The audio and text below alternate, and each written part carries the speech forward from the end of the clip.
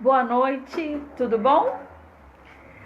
Estamos aqui para um Vale a Pena Ver de Novo Café Terapêutico. Vamos continuar o tema Síndrome de Peter Pan e Complexo de Wendy, com uma pontinha no final sobre...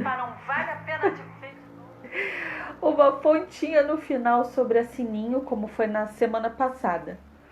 Por que eu decidi isso? Porque durante a semana, essa nossa conversa foi parar nos consultórios, foi parar na mesa das famílias, nos grupinhos do WhatsApp. E conforme eu fui recebendo as dicas, achei por bem a gente endossar um pouco mais. Macleão, prazer te ter aqui. Débora Bárbara. Ficou expressivo o seu nome, né, Débora? Nome de escritora, Débora Bárbara. Nome forte. Débora eu sei que significa abelha. Agora a Bárbara eu não estou recordando. Vandinha, muito bem-vinda. E o da Kátia, boa noite. Que bom, sexta-noite estamos juntos. Que coisa boa estarmos juntos aqui. Então, lá vamos nós. Marconeide Lima chegando no pedaço. Olha, amigas, eu dei a dica a Marconeide para que ela deixe aí na nossa conversa o contato dela, da melhor tapioca da região, tapioca Dona Teca. Então ela vai deixar uma vezinha só aí nos comentários. E quem tiver interesse, uma microempreendedora. E fica a dica aí, se você tem uma amiga que costura as máscaras, se você tem uma amiga que vende sapatilha, se você tem uma amiga que está comercializando, está produzindo, investe nesse microempreendedor. Vamos fortalecer essa rede. É uma forma da gente crescer junto, não deixar ninguém para trás. Desenvolver o nosso crescimento juntos. E nós, mulheres, somos boas nisso. E seguindo o olhar aqui do meu marido, os maridos, os meninos também são bons nisso. É que eu falei, as meninas são boas nisso, e aí eu resolvi te seguir. Como sentimos falta das coisas maravilhosas do Brasil. E eu imagino, pãozinho francês, feijão com arroz, eu imagino, o nosso café, nossas frutas, eu imagino que deve dar um desejo assim, mas fica meio que metade do desejo aqui, das coisas boas daqui, metade do desejo no país onde vocês se encontram, das coisas boas que tem lá. É um gerenciamento delicado, não é, Débora? Então, meninas e meninos, vamos lá? Síndrome de Peter Pan. Nós conversamos um pouquinho sobre ele, sobre o filme. Falei com vocês que eu vi um filme bem antigo. É um conto espetacular, com esse estudo bacana. E falei para vocês que os psicólogos que estudaram tanto a síndrome de Peter Pan quanto o complexo de Wendy, em nenhum momento eles pretenderam patologizar, quer dizer, estruturar um transtorno mental a partir disso, de jeito nenhum. É uma leitura sobre o comportamento e que a gente possa afinar o nosso comportamento a partir disso. Que eu possa perceber em qual momento eu fui meio Peter Pan, em qual momento eu escorreguei para um complexo de Wendy, ilustrativo para que a gente apreenda mais sobre isso. E aprendendo, o melhor território para a gente cuidar é esse aqui, da pontinha do nariz para dentro. Cuidei desse território, estou mais habilitado a contribuir com as pessoas. Então, o personagem Peter Pan simpático, engraçado, divertido, todas as qualificações dele. Disposto à brincadeira, dado à brincadeira, às peraltices, traquinagens. Esse personagem, ele decidiu uma coisa para si. Eu não quero crescer. Quem foi que ele dispensou? Mãe. Para onde ele foi? Para a terra do nunca. Lá ele foi levando quem? Meninos que se tornaram os garotos perdidos. E nessa terra não tem lei madura, amadurecida. Não tem as regras que comumente nós recebemos no nosso núcleo familiar. Para quê? Para que a gente amadureça. Então ele vive no aqui e agora, mas não é um aqui e agora realista, que dispensa a ansiedade e nos coloca na realidade do dia, no que a gente pode conduzir nesse momento presente. Nele não, é diferente. Ele vive no aqui e agora e aproveita tudo que pode, sem o pensamento de que eu preciso construir o meu amanhã, eu preciso desenvolver uma habilidade. O estudo, as séries, né, os segmentos na educação fazem esse movimento. Preparar o aluno para a fase seguinte. E isso produz uma maturidade, um crescimento evolutivo. Peter Pan não quer saber de nada disso. Ele quer saber da diversão, da brincadeira, dos desafios ali do conflito com o pirata, que por sua vez também tem uma imaturidade, só que biologicamente o corpo já envelhecido, mas o fator psicológico, a maturidade bem atrás. E ele segue assim com essa dificuldade, com essa negação, eu não quero crescer. E aí, como a nossa brincadeira, a nossa conversa ganhou outros rumos durante a semana, eu quis ver na internet se alguém fala, algum jovem, alguma galera, lá na primeira juventude, porque nós estamos na segunda juventude, fala sobre isso, além dos educadores, dos psicólogos. Encontrei um youtuber, mas eu não vou dizer nome, você não precisa dispensar seu tempo para ver o que eu vi. Um youtuber, minha gente, que se assume Peter Pan. E ele fala na rede social, tudo bem editado, bem feito. Para que crescer? Eu não quero crescer. Eu quero a comidinha da minha mãe, eu quero a minha roupinha lavada. Eu não quero essa coisa de crescer, de ser adulto, é muito chato. Ele fala com a boquinha dele, com todas as letras. Eu não me imagino sério dentro de um terno. E aquele jeito bem traquina. O que esse jovem está passando por outro jovem que está em formação, porque a adolescência é o período de formação da identidade? Na infância, os pais oferecem a educação, o banquete educacional, os filhos se servem do que querem no banquete que os pais oferecem. Os pais, educadores, são os depositantes, as crianças depositários de toda uma formação para a vida juvenil. Na adolescência, as crises da adolescência vão moldando um comportamento, uma identidade para encarar a vida adulta. E esse youtuber diz: eu não quero. Só que ele está lá na rede social, ganhando curtida, compartilhamento e tudo mais que essa era tecnológica criou. E a fala dele influencia sim. A fala dele dá permissão para quem só tem 13 aninhos, 14 aninhos, falar: cara maneiro, cara legal, ai, gostei dessa ideia. E assumir: não vou crescer não. Que coisa boa. Cá estamos para dizer que é importante crescer, que é bom crescer, que aqui tá confortável, tá legal, mas eu preciso me autodesafiar para ver o que tem ali na frente, para conhecer as outras versões de mim. A vida adulta tem suas implicações, os boletos chegam no nosso nome, não tem mais pai e mãe respondendo por nós, nós vamos responder por nossas ações. Esse intervalo em que nós estamos, nós não temos o estatuto da criança que protege a criança e o adolescente. E não temos estatuto do idoso, a gente está no meio do caminho. Essa jornada, que é uma jornada boa sim, por conta da autonomia.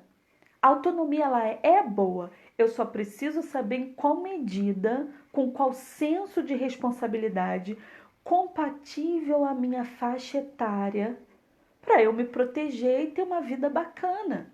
Porque senão, se eu não chamo para mim esse bom senso, eu assumo coisas na vida que não dou conta. Vem a frustração. Eu posso me colocar em situação de risco e vou trazer sofrimento para a minha vida. Então, eu me convidar, peraí, o que é esperado para uma jovem de 30 anos? O que é esperado para uma jovem de 35 anos? O que é esperado para uma jovem de 40, 45 anos? Uma jovem adulta? A linha do tempo no ciclo da vida esticou, tá, minha gente? Jovens adultas, jovens adultos. O que é o esperado? Qual é o critério? Eu assumi um posto no meu trabalho. Quais são os critérios para quem ocupa esse cargo, essa posição? Eu quero cumprir as exigências dessa profissão. Eu amo formaturas, independente de que chamem lá na frente de A a Z. Eu acho a cerimônia de formatura lindíssima. Agora, sempre que você for uma formatura, perceba o juramento, a seriedade daquela promessa. A seriedade. Se a gente evoca no ato da promessa que de fato é um comprometimento com aquela vocação, com aquela profissão, é um salto quântico para a vida adulta. Porque não é só papel, não é só firula, não é só ritual. O que a gente assume na vida precisa assumir com muita responsabilidade. E é bom, parece penoso, mas é bom, porque tem algo melhor do que você ser conhecida como um profissional competente? Tem algo melhor do que um produto que você vende ser qualificado pelas pessoas que conhecem, porque elas atestam isso que você faz é bom? Isso que você faz é de uma competência que eu vou indicar a você? É bom. Então a gente precisa convidar os adolescentes, o jovem ou o nosso lado Peter Pan a gostar disso, a gostar da maturidade, do amadurecimento, da vida levada a séria, com bom senso, com organização. Eu quero fazer essa história boa. Quando eu chegar lá no centenário, eu quero gostar de contar essa história.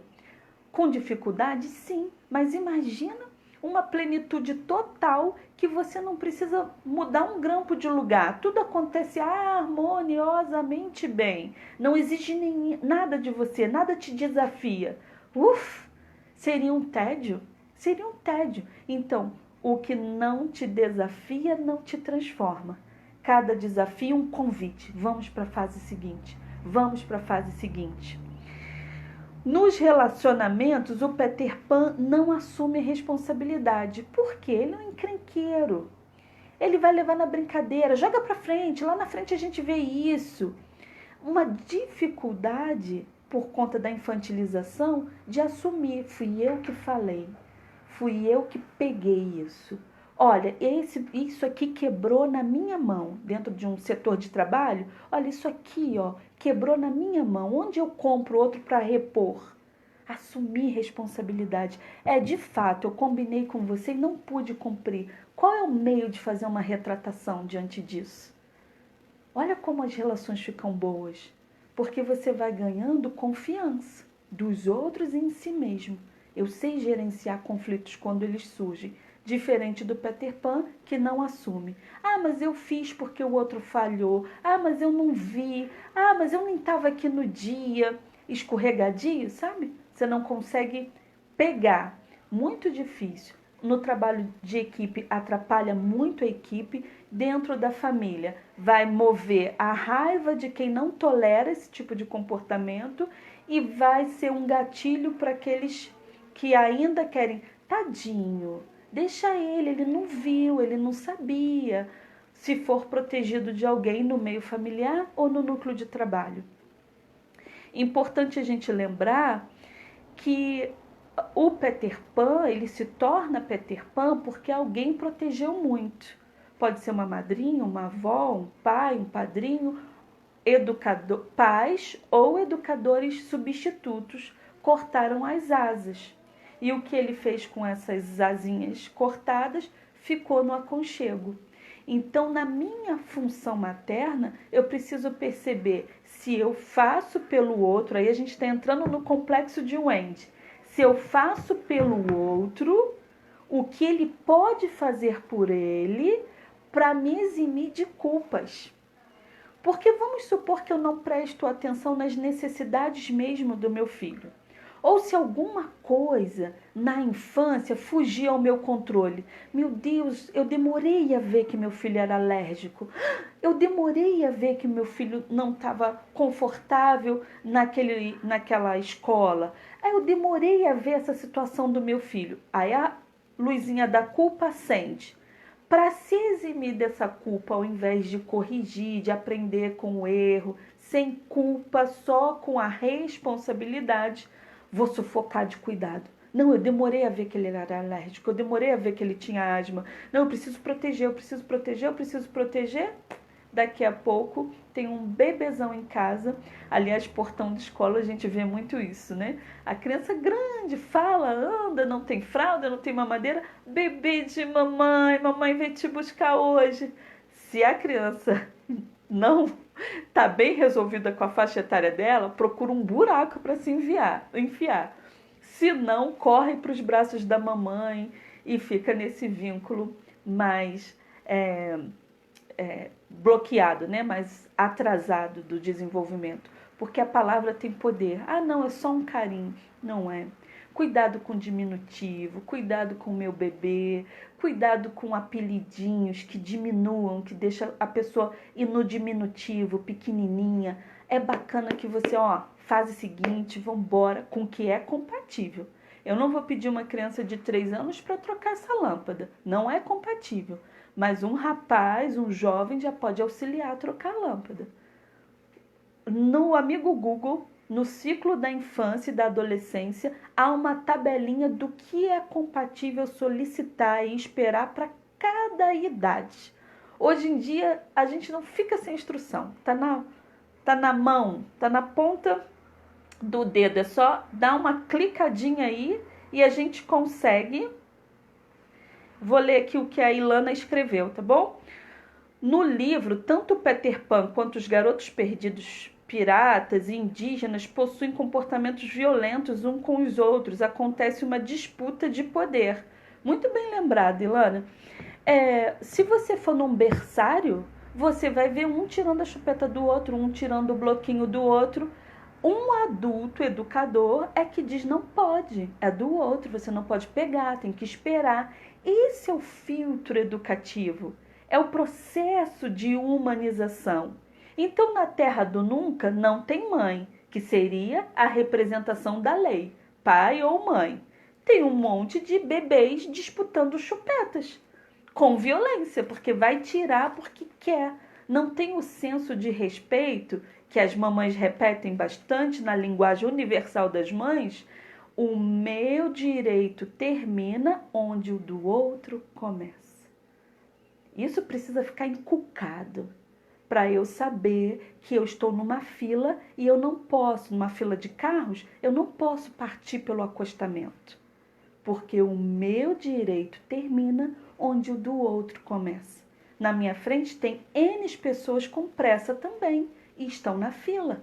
Na fila do banco, qualquer situação, eu estou na fila e as pessoas têm o mesmo direito que eu. Então eu não vou pedir um favorzinho lá na frente porque a minha pressa é mais emergencial do que a do outro. Ai, Érica, mas isso é tão pequeno. Então, se a gente cuidar dos pequenos, a gente cuida bem dos moderados e das grandes decisões da vida. A habilitação começa no pequeno. Se eu me habilito a respeitar o próximo, a mim mesmo e o próximo nas pequenas ações do dia a dia, eu estou habilitado para o que é moderado, para o que é grande. O que pode me acontecer se eu aceitar a crescer? Então, vamos pensar juntos. Vamos pensar, fazer da empatia agora, se eu sou um Peter Pan. O que pode me acontecer se eu aceitar Tá bom, vamos lá para ver o que será. Igual a música do Gonzaguinha. Eu vou lá, eu vou avançar uma fase. Eu vou fazer bonito. A minha vida é de estudante, boletim é inegociável. A minha vida é profissional, eu preciso entregar esse projeto, esse laudo, em tanto tempo eu vou entregar. E eu me desafio na responsabilidade, na maturidade, no senso de uma sociedade, do que é viver bem dentro de uma sociedade. O que pode acontecer? O que pode acontecer é que você vai experimentar uma vida de autonomia e uma vez experimentada, vai ser difícil você recuar. Se experimentar com qualidade, vai ser difícil você recuar. Pergunta para esses filhos que ganharam o mundo, a galera que já experimentou intercâmbio, a galera que saiu de Teresópolis, foi estudar em outro estado, foi trabalhar em outro país. Pergunta se eles aceitam voltar para o ninho materno e paterno para viver a mesma rotina. Os maduros, de jeito nenhum. Não, eu já acostumei com a minha vida. Na fase certa, tá, minha gente? Na fase certa, na idade certa, na juventude adulta. Eu já acostumei com a minha vida, não cabe mais. E os pais que deram raízes, princípios e valores e asas para esses filhos irem, que é você tem preparo, você tem capacidade, eu te ajudei nessa construção de habilidades para voar, para ganhar o mundo. Os pais também não, por um tempo, se for necessidade, até dá. Mas viver no mesmo molde, geração canguru, não dá não, meu filho.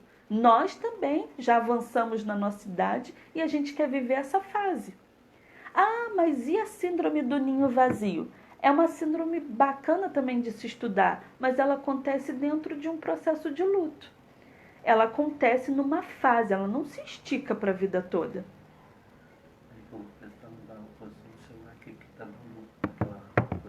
Tudo bem. O produtor vai mudar ali rapidinho a posição do celular. Aqui. Ana Maria está aqui, Gisele Amorim, Nilceia Cruz, Janaína Rocha, tem uma xará que vai chegar que se chama Érica também. Muita gente boa reunida. Não deu certo. No vídeo não. 50 foi quando eu falei da juventude, da vida adulta? Com certeza, Valquíria. Com certeza. A casa dos 50, gente, que coisa boa chegar ali com autonomia, com experiência, com um olhar mais apurado. Não tem a inocência dos 20, mas também não tem o cansaço das de 90. Ai, que delícia! Que delícia! Juventude adulta, sim. E a gente precisa agradecer o advento Xuxa, que esticou a linha do tempo. Ela é toda jovial, toda descolada. Exala a saúde, cuida da saúde. Isso é muito bacana a gente ter no meio dos famosos esses ícones que chamam para o bem, né? Para uma energia boa, emocional. Como fica a minha mãe com um filho crescido? Tem mamãe que não quer, né? Tem mamãe que não quer. O que vai ser de mim? Se vocês quiserem ver um exemplo bom disso, o filme anos 90, comédia romântica, se chama Melhor é Impossível. Porque a história, mas é leve, é a história de um personagem que tem transtorno obsessivo compulsivo. Por isso que o nome Melhor, que é essa performance, é impossível. Melhor é impossível. Ali tem uma mãe dessa que a asma do filho faz o vínculo ficar mais forte. Por quê? Porque através da asma do filho, ela se faz necessária à vida dele. Nós, mulheres, temos um componentezinho que, se a gente não educar, a gente mergulha na necessidade de ser necessária. Estabelece relações por onde a gente possa ser útil. Não é útil, perde a importância na relação. Tem relação que a gente não vai ter utilidade mesmo. Que a outra pessoa não vai precisar, faz isso para mim, me ajuda nisso, me dá um conselho nisso. A relação se dá pelo entretenimento, pela simpatia, pela carisma, pela brincadeira. Amigos de diversão. Não vai se dar por relação de ajuda. Pode acontecer num evento, mas no dia a dia é uma relação sem utilitarismo. Então, nesse filme, ela percebe, um spoilerzinho rapidinho, ela percebe que o vínculo com o filho se fortaleceu nisso e uma hora o filho dá uma crescida e fala: mãe, eu tô sabendo dar conta de mim. Mãe, o tratamento da asma fez efeito. E aí é forte essa cena, onde ela precisa pensar nela enquanto mulher. Porque maternidade é uma função, não é o todo.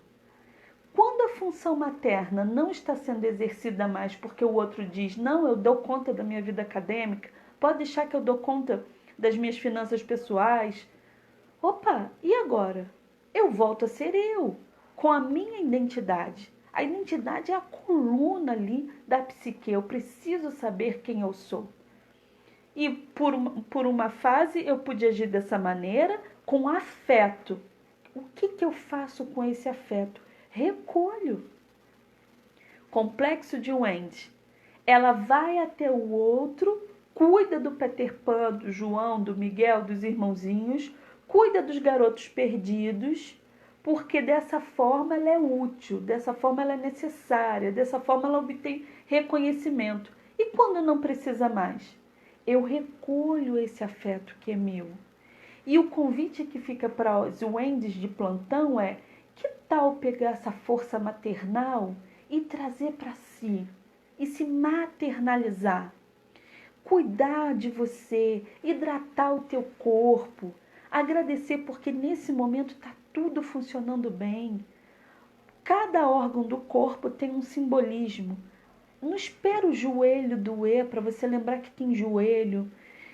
Para lembrar que o joelho é o simbolismo da humilhação, é com ele que a gente se curva. Então, agradecer por cada situação na vida que a isca era para você se humilhar, você se curvou, porém sobre se erguer e continuar a tua história. Eles não precisaram inflamar para te dizer isso. Que tal hidratar o corpo e agradecendo a força das tuas mãos, a força produtiva que há em você? Hidratar em frente, na direção do útero e agradecer por frutificar. Ah, mas eu ainda não sou mãe. Mas você produz algo, relacionamento, livros, aulas, alguma produção, porque o útero tem o valor simbólico de frutificar.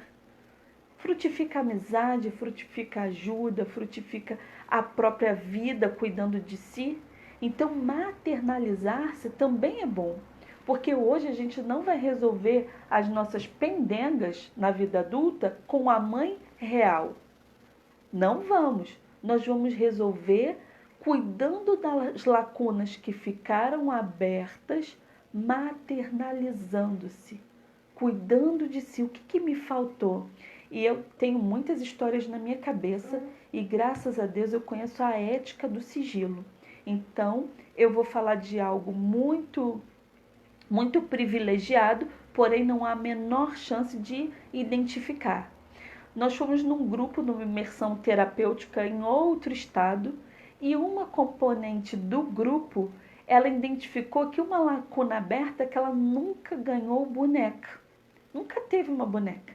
E vocês sabem daquela coleção Moranguinho que tinha cheirinho? E o sonho dela era ter uma moranguinho daquela com cheirinho. E saiu daquela imersão terapêutica num acordo consigo mesma de comprar aquele brinquedo para si e experimentar o que é receber, o que é se dar um brinquedo. Ah, mas comprado não tem graça. Sai dessa neurose. Sai dessa neurose por quê? Porque tem coisa melhor do que você comprar algo para si. Que mimo, que pirracinha é essa de dizer que só é válido se eu não falar, o outro adivinhar e me dar? Neurotizante. Aliás, o Dia dos Namorados está chegando, né? Não fique esperando que o outro adivinhe. Ou dá a dica, faz um charminho, ou fala verdadeiramente, francamente, o que você gostaria de viver no dia 12 de junho. Voltando ao exemplo da boneca, se você sente alguma coisa concreta que você gostaria de ter vivenciado e não vivenciou, faça por si. Eu já fui numa festinha temática de adulto super divertido. Eu tenho colegas adultos que vão naquele parque, fora desse período, né? Naquele parque para adultos em São Paulo e se divertem feito crianças. O que eles estão fazendo? Além de se divertir, como adulto, estão fechando lacunas da infância, compreendendo suas faltas. Compreender, amar e maternalizar suas faltas faz com que você se reintegre e não precise projetar nos outros a sua falta, projetar no mundo, esperar que o outro faça, se sentir injustiçado, desamparado. Viu como o caminho é da pontinha do nariz para dentro? Fazer as pazes com a nossa história, reconciliar-se com a nossa história e buscar caminhos vivenciais para isso. É uma sombra, amor? Não. Fazer caminhos vivenciais para isso. Esse exemplo da boneca eu gostei muito de saber. Paloma está aqui. Paloma Baltazar Pena. Fui madrinha dela e ela foi madrinha minha de casamento. Gente, tem uma página bonita para contar uma da outra. Ah, minha gente, e a síndrome de Sininho? Sininho, eu falei com vocês, né? Se ela fosse real, eu teria ficado chateada comigo por eu falar que ela é sedutora.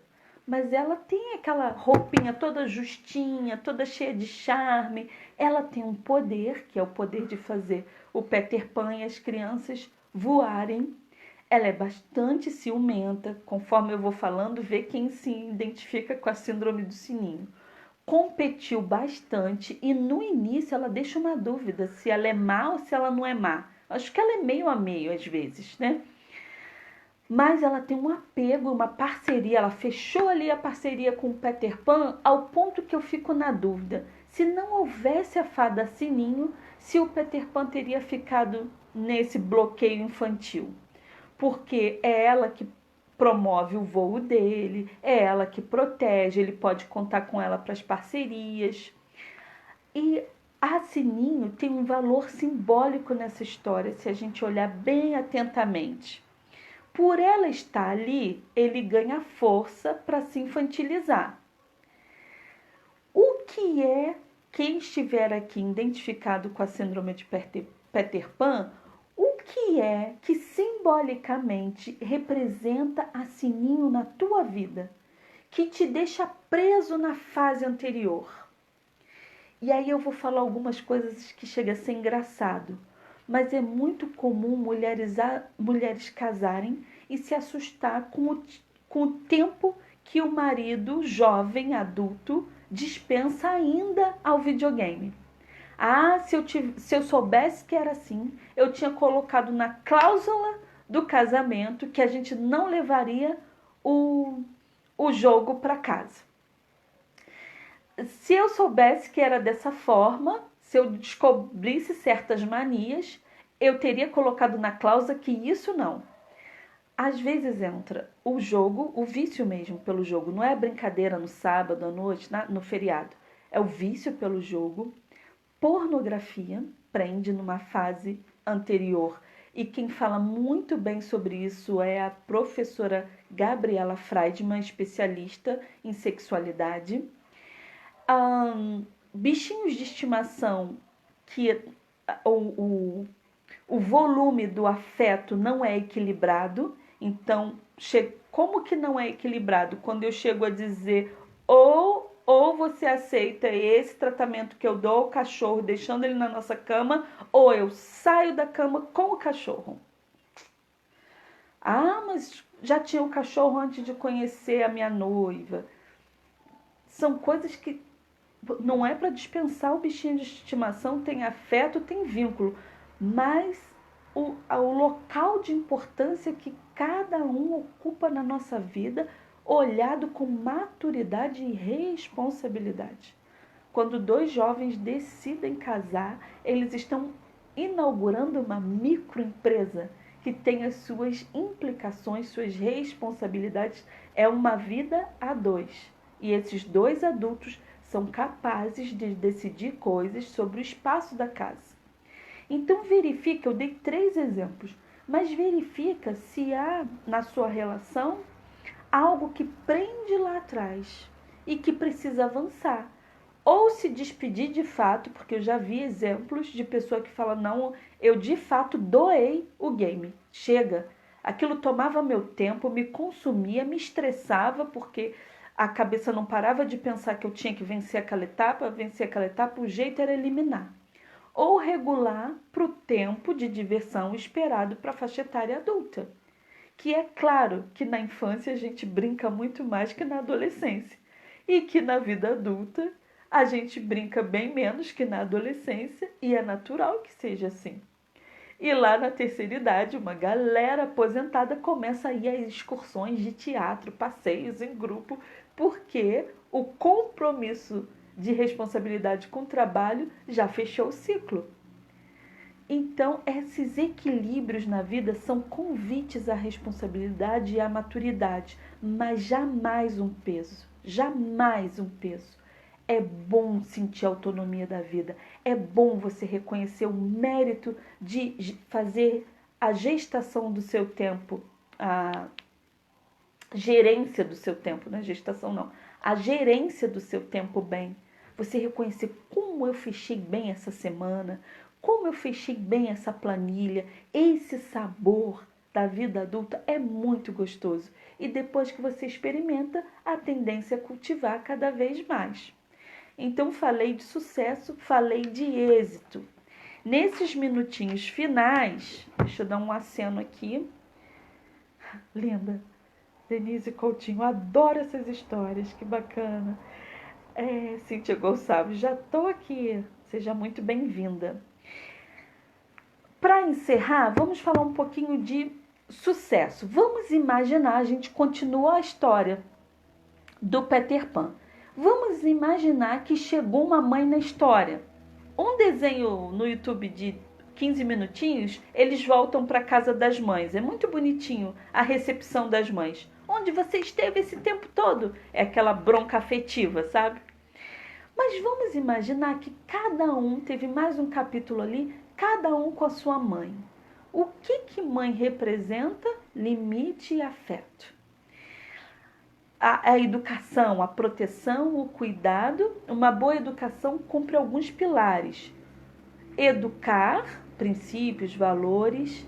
Cuidar, alimentação, vestimenta, teto, aqueles moldes da família 50, dos anos 50, né? O cuidado. Nutrir, que é afetivamente nutrir na fisiologia mesmo, alimentação. E encorajar. Educar, cuidar, nutrir, encorajar. Faz o seguinte, vamos. Quando você levou seu filho ou leva para a escola, você está encorajando. Quando você assina o boletim, você está dizendo, eu estou aqui por você. Vamos lá. Então, Peter Pan com essa mãe, os garotos perdidos com suas mães, o Andy com seus irmãos de volta para casa, embora o pai bravo, o pai, ele é bravo, mas não é mau. Ele dá bronca, não acredita na existência do Peter Pan, mas ele é paizão, tá ali. E a mãe dela, gentil, afetuosa, nunca viu Peter Pan, mas acredita nele. Qual é o primeiro e decisivo sucesso da nossa vida? Qual é o primeiro e decisivo sucesso na nossa vida? Quem tiver com o celular aí, oi Dalva, pode escrever aí.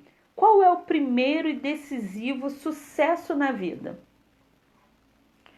Acabei de colocar um coraçãozinho para mim mesma, mas foi no automático. Pensa no início da sua vida. Primeiro e decisivo sucesso na vida é o teu nascimento. É o teu nascimento. Que experiência mais marcante, vitoriosa do que o dia da inauguração, o dia da estreia, o dia do... Cheguei, olha a festa que as pessoas fazem quando nasce um bebê. Então ali você experimentou o êxito, a grande estreia, o grande prazer. E aí Bert Hellinger, criador da constelação familiar, postula que o sucesso tem o rosto da mãe. Eu confesso que a primeira vez que eu li, eu falei assim, o que será que ele quis dizer com isso? Porque nós temos sucesso um pouco contaminado com pódio, com fama, riqueza. A palavra sucesso para a gente, ela tem uma contaminação capitalista, mas eu estou falando de sucesso na vida, você curtir a sua história, gostar de quem você está se tornando, de quem você se tornou para o momento presente. O sucesso tem o rosto da mãe. Mas espera aí, não é a mãe que de repente não pôde ir no seu ensaio de balé? Não é a mãe que provocou raiva toda vez que ela te deu limite? Não é a mãe que por um momento ela estava muito ocupada e não viu uma necessidade sua porque ela estava demais atarefada? Não é a mãe que a gente tem o mau hábito de julgar as ações porque a gente não tem noção do que é uma troca de fralda de pano, cueiro, choro de madrugada? Não é essa mãe que a gente cria no imaginário. É a mãe que doou o corpo para gerar a sua vida. É a mãe que sentiu mudanças biológicas, psicológicas, sociais. Ela deixou de ter nome para ser a mãe da fulana, a mãe do Beltrano, a mãe da Joana. Ela se doou para gerar a tua vida. É essa fluidez de geração em geração, essa força de uma vida soberana que chegou até você. O sucesso tem o rosto da mãe. Nosso Deus, que paradoxo. A gente começa falando de Peter Pan que não quer a mãe, da Wendy que sai do conforto da casa para ir para a terra do nunca. E no final a gente vai falar que o sucesso tem o rosto da mãe. Porque simbolicamente, se eu aceito a minha fonte, eu estou liberada para ser quem eu realmente vim a ser. Então, essa reconciliação com a maternidade, essa reconciliação com a transcendência, com a ancestralidade, isso tudo faz um movimento potente para você se sentir bem-sucedido com a sua história. Então, fica essa sementinha plantadinha no teu coração. Cuide tanto da sua função materna no mundo, quanto dos seus vínculos com a sua mãe. Aceite-a como ela pode ser, seguindo as forças, competências e sabedoria da época. Nós só temos um olhar de maturidade para dizer, mas eu gostaria de ter isso, aquilo, outro, porque a gente cresceu e enxergou. Mas não somos elas, não estávamos no fervor da situação com elas. E se você é uma dessas mães que se identificam, que gostaria que o filho ampliasse a visão e visse que a tua função materna foi o que você pôde, foi o que você aprendeu com a sua mãe. Então, reconcilie-se com a sua história também, para que o seu filho possa ver vivacidade no seu olhar e reconciliar-se contigo também. Viu que é uma fluidez? E o sucesso tem o rosto da mãe. Quero acrescentar algo de pensamentos lendo esse material do Bert Hellinger. Sabe quando a criança está fazendo algo no parquinho e ela diz, mãe, olha o que eu sei fazer, ou dentro de casa, e aí a mãe olha com aquela satisfação? Essa é a vitamina A, a vitamina E das emoções, fortalece o eu. Então, faz um print na sua tela mental daquele olharzinho afetuoso. Pode ter vindo da própria mãe, de uma madrinha, de uma avó. E nutre-se nesse olhar. E tenha sucesso sim, tenha bom êxito sim, na sua medida, no seu tempo, medindo você por você mesmo. Nós encerramos por aqui, nos encontramos na próxima sexta para sentir, hoje é dia do abraço, para sentir esse abraço da presença, ainda que virtual, mas estamos juntos já há mais de um mês. E isso é muito bom. Isso é muito bom para que a gente cresça junto, para que a gente se fortaleça junto. Um grande beijo, agradeço os coraçõezinhos que estão subindo aí. Até a próxima sexta com a bênção e com a proteção de Deus. Um beijo. Pedir o pessoal para curtir. O meu Compartilhar o promotor, o meu diretor está pedindo para que eu lembre de compartilhar o vídeo e que você lembre de curtir Êxito Psi. A gente vai colocar uns vídeos lá para vocês encaminharem para quem for útil. Érica Neves, Êxito Psi no YouTube. Exatamente. Érica Neves, Êxito Psi no YouTube. Eu vou aprender a fazer isso com mais ritmo, tá, minha gente? Um beijo, fiquem com Deus. Um beijo. Parabéns pelos 10 anos hoje, né? Ah, nós hoje fazemos 10 anos que a gente se conheceu. 10 anos, uma década. Uma década. Um beijo, obrigada, amor. Te amo, lindo. Ó, te amo aí em live, hein? Beijo.